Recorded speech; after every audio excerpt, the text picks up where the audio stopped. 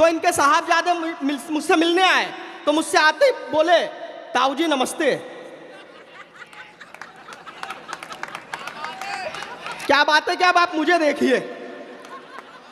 और वो मुझसे कह रहे ताऊ जी नमस्ते, पर मुझे क्या लेना देना, अपन नाश्ता करने आए, अपन नाश्ता करो और चलो। मैं चला दिया। 2 दिन बाद मैं वापिस आया तो मेरे से बोल रहा चाचा जी नमस्ते। मैंने कहा संस्कारों में कमी आ रही है, ताऊ जी से चाचा जी हो गए। पर मैं कहा अपने को क्या लेना देना, अपन तो नाश्ता करना है, नाश्ता करो। और तुम भी आए थे क्या जो चलो। मेरे भाई 3 दिन बाद मैं वापिस गया तो इनके साहबजादे मुझसे बोल रहे मामा जान नमस्ते। मैंने कहा यार इसे रिश्तों के बारे में कुछ नहीं पता है, आज मैं इसे बताऊंगा। यहीं बैठे हैं वो, मैंने कहा आज मैं इन्हें बताऊंगा। तो मैंने कहा देखो भाई, जब मैं पहली बार आया तो आपने मुझसे कहा ताऊ जी नमस्ते, दूसरी बार जब मैं आया तो आपने कहा चाचा जी नमस्ते, अभी मैं आया तो सीधे मामा जी नमस्ते। आपको रिश्तों के बारे में कुछ नहीं पता है, मैं बताता हूं। वो बोला आप रहने दो, मैं पूर्णा का हूं, मैं ही बताता हूं। मैंने कहा फिर बताओ। बोले जब आप पहली बार आए तो अब्बा जान बोले चेतन चर्चित जी आए हैं, मुझे लगा आप उम्र में बड़े होंगे इसलिए मैंने ताऊ जी नमस्ते कहा। दूसरी बार जब आप आए तो बोले चेतन चर्चित आया है, तो मुझे लगा आप उम्र में छोटे हैं इसलिए मैंने चाचा जी नमस्ते कहा। अभी जब आप आए तो वो बोले, वो साला फिर आ गया।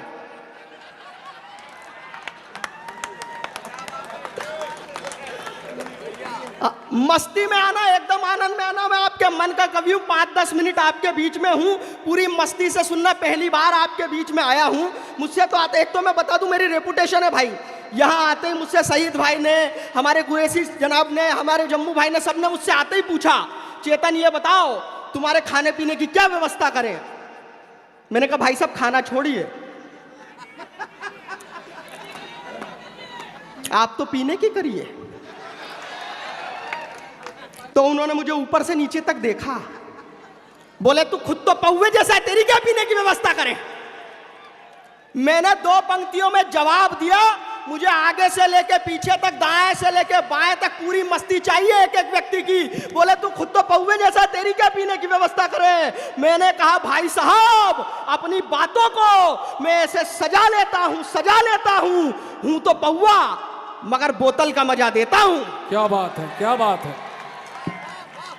अभी भी मुझे मजा नहीं आया, जरा मुझे मजा दे देना। बोले पता क्या मंगाए, मैंने जो मंगा लिया हो, मेरा कॉन्फिडेंस अगर आप लोग समझ जाए तो मुझे एक एक व्यक्ति का ठहाका, तालियां, पूरी मस्ती एक साथ चाहिए। बोले पता क्या मंगाए, मैंने कहा जी मंगाइए Aristocrat, Bagpiper, Contessa, double dog, fun drop, line drop, Elephant, Godfather, impress blue, Johnnie Walker, Kingfisher, McDonald, Old Monk, Peter Scot, teacher Scot, Royal Signature, bread signal, triple X, हैंकी जिंगा।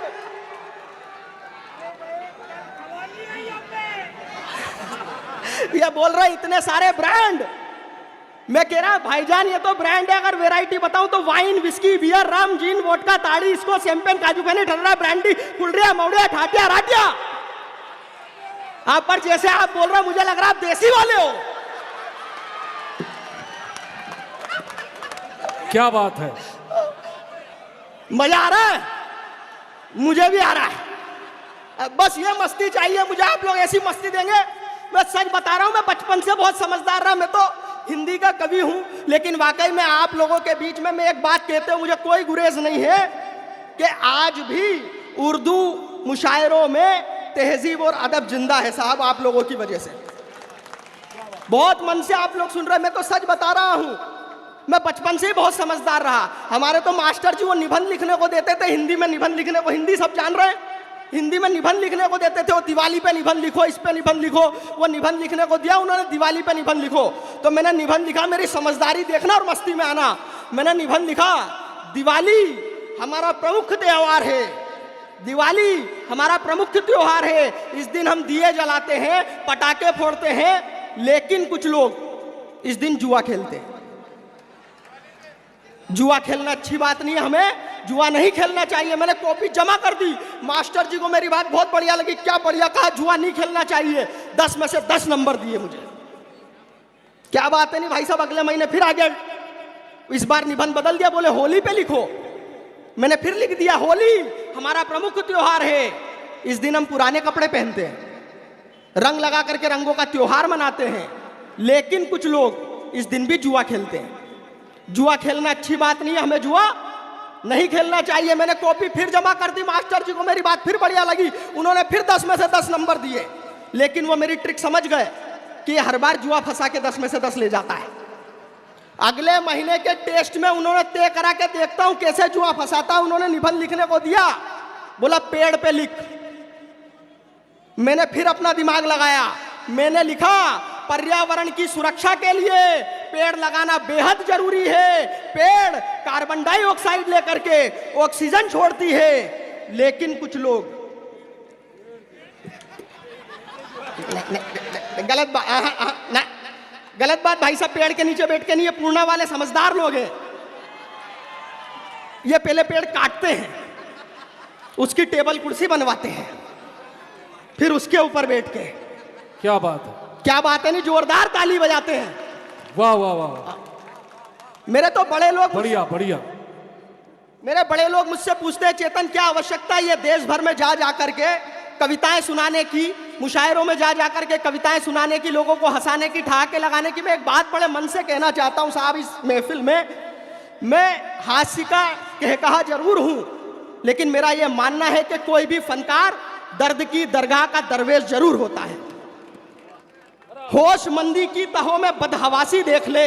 अगर कुछ शायरी हो जाए, आपका बेटा, अगर आपका अपना बच्चा अगर कुछ अच्छा कह जाए तो आपकी दुआओं से नवाजना मुझे। होशमंदी की तहों में बदहवासी देख ले, तू मेरे मुस्कान के अंदर उदासी देख ले। क्या बात है, क्या बात है। भरपूर दुआएं चाहिए मुझे एक एक व्यक्ति के। होश मंदी की तहों में बदहवासी देख ले, तू मेरे मुस्कान के अंदर उदासी देख ले। एक जर्रा हूं मगर जर्रे की भी औकात है। बेशक एक एक व्यक्ति की दुआएं मांगता हूं कि एक जर्रा हूं मगर जर्रे की भी औकात है। डालकर नजरे इनायत एक जरा सी देख ले। क्या बात है, क्या बात, नजरे इनायत, वाह वाह। आप लोगों का मन मिले, पूछते हैं मुझसे चेतन क्या आवश्यकता है छोटी सी उम्र में यात्रा करने की, तो मैंने कहा कि सब्र के बांध का कड़ा होना पड़ा।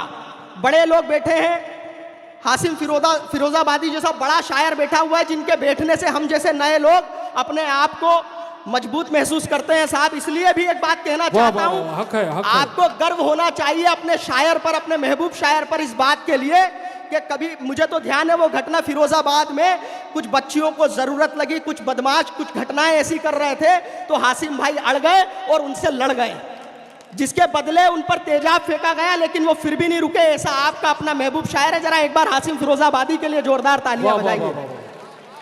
मैंने कभी कहा कि सब्र के बांध का कड़ा होना पड़ा, सब्र के बांध का कड़ा होना पड़ा, जिम्मेदारी ली और खड़ा होना पड़ा। सब्र के बांध का कड़ा होना पड़ा। मेरे भाई जागिएगा वापिस से कि सब्र के बांध का कड़ा होना पड़ा, जिम्मेदारी ली और खड़ा होना पड़ा। मजबूरियों ने ऐसे मोड़ पर ला दिया कि वक्त से पहले मुझे बड़ा होना पड़ा। वक्त से पहले मुझे बड़ा होना पड़ा। वाह वाह वाह, क्या बढ़िया सुन रहे हैं आप लोग। आइए मस्ती में आना, आनंद में आना। मैं तो सच में आपके मन का कवि हूं। मेरे साथ में तो घटनाएं नहीं, दुर्घटनाएं होती है। मैं तो कॉलेज गए तो पीछे से एक आवाज आई, ये किसका बच्चा खो गया।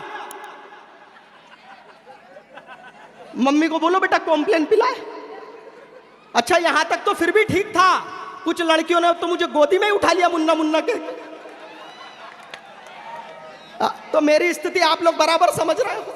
मेरा कहीं कोई मामला नहीं बन रहा था। मैं इंदौर का स्मार्ट व्यक्ति, मेरे घर के सामने से एक समय पे रोज एक लड़की निकलती थी।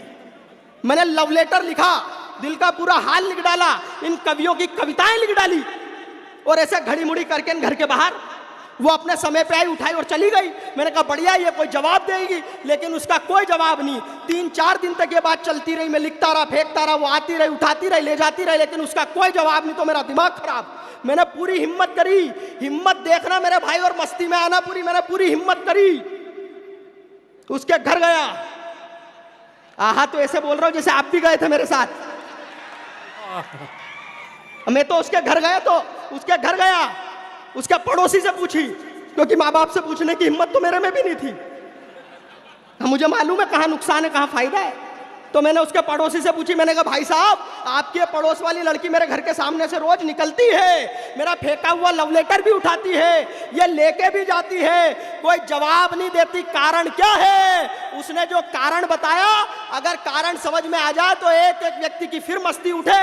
मैंने कहा मेरे घर के सामने से रोज निकलती है, मेरा फेंका हुआ लव लेटर भी उठाती है, ये लेके भी जाती है, कोई जवाब नहीं देती, कारण क्या है? बोले चेतन तू तो बेवकूफ है, वो तेरा कोई लव लेटर नहीं उठाती, वो तो कचरे वाली है, कचरा उठाती है। क्या बात है, क्या बात है, वाह वाह वाह वाह। पूरे इंदौर का कचरा मैंने ऐसे ही साफ करवाया है। कभी मुझे पूर्णा में मौका दो, सब साफ करवा दूंगा। मैं तो सच बता रहा हूं तुम्हें, तुम बहुत बढ़िया हो मेरे भाई।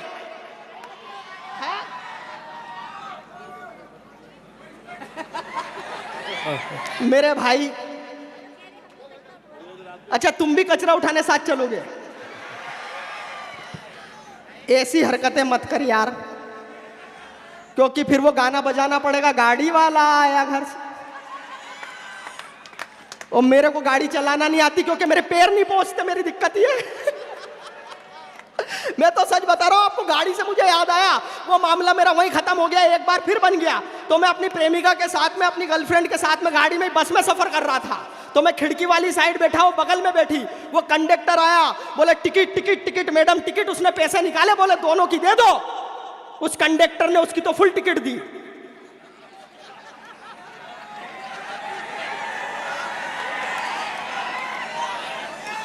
मेरी हाफ टिकट।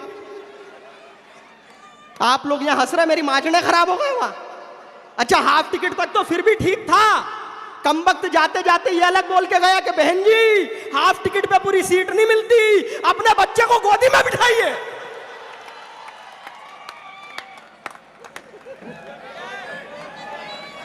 ये जनाब, मैं जानता हूं इस देश में केवल कुर्सी की ही लड़ाई है, लेकिन आप तमाम बड़े लोग हैं,